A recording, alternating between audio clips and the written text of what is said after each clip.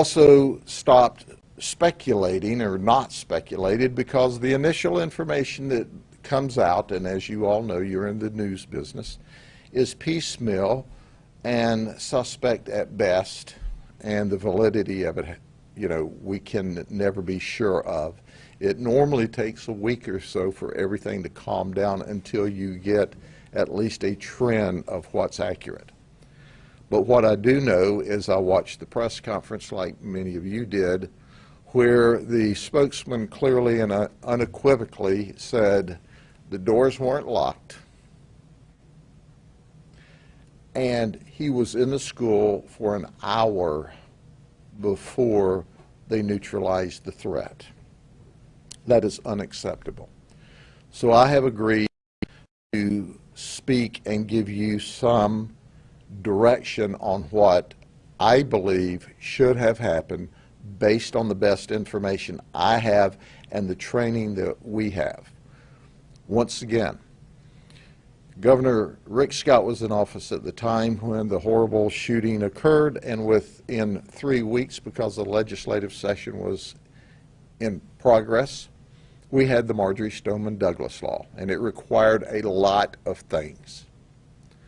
Most of the things that it required, quite frankly, in Polk County, we were already doing. I have worked closely with the school system, and in fact, I've contracted some of my people. I'm in charge of the safe schools. We have this philosophy here, and the philosophy is simply this: when you take your children to school healthy and well in the morning, you have every right and expectation to receive them back in the afternoon in the same healthy state that you delivered them in the morning. I took 3 of my grandchildren to school this week after that horrible tragedy, and as they walked onto campus, I saw a guardian. I saw police officers because their schools are in the city. And why is that? It's because the legislature in Florida and the governor acted.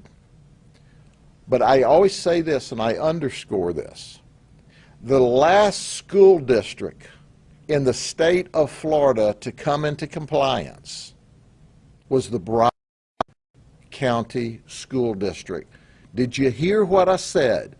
Where the shooting took place, we as a commission, and later on through a grand jury, had to force Broward County to do some things that they should have, and we had varying amounts of trouble on the commission getting other school districts to comply with state law. So why do I say all of that? Quite frankly, because I'm not surprised with that police response.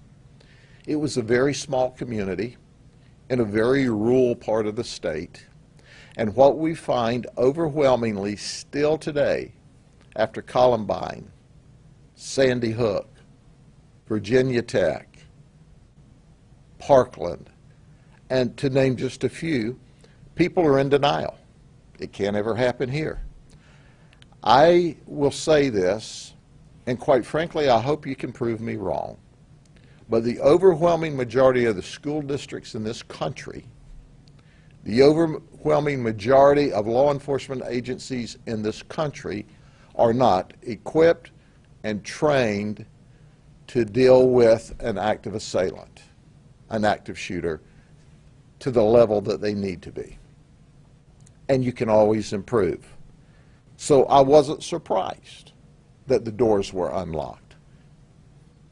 I wasn't surprised. I was saddened about the response. Let me tell you clearly and unequivocally, the training in Florida, and I'll speak specifically here, and I'm thankful for the Florida legislature. I'm thankful for the people of the state of Florida and the support. But if you come to a school in this county armed, we're going to do our best through either our guardians, our school resource officers, or our school resource deputy sheriffs to eliminate the threat outside of the school before they ever get to the children. We're trained to do that. Now, if you have trouble understanding that, let me give it to you in Polk County vernacular. This is the last thing you'll see before we put a bullet through your head if you're trying to hurt our children. We're going to shoot you graveyard dead if you come onto a campus with a gun, threatening our children or shooting at us. Now, quite frankly, here's the deal. We're going to charge directly to the threat. There's no mustering, there's no gathering up.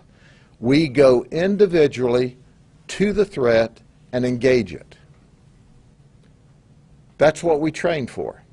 Why do we train like that? If they're shooting at us, they're not shooting at the children.